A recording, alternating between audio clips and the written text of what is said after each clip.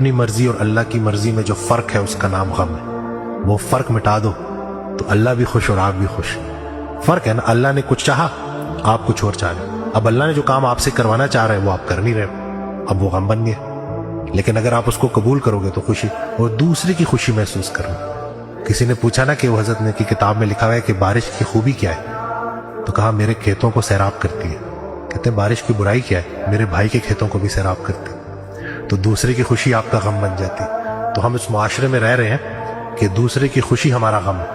اگر دوسرے کی خوشی ہماری خوشی بن جائے نا تو ہمارے غم بھی ختم ہو جائے. فرق صرف اتنا, نیکی کا ریوارڈ آخرت میں تو ملے گا, لیکن اللہ کے لیے کی گئی نیکی کا سب سے بڑا ریوارڈ یہ ہے کہ جب آپ کسی کے ساتھ نیکی کر رہے ہوتے ہو نا اور وہ آپ کو دعائیں دے رہا ہوتا ہے, اس سے جو سیٹسفیکشن آپ کو ہوتی ہے دنیا کی کسی چیز سے نہیں ہوتی. اس کے مقابلے پہ دنیا کی کوئی مرسیڈیز نہیں آ سکتی, دنیا کا کوئی مرتبہ نہیں آ سکتا.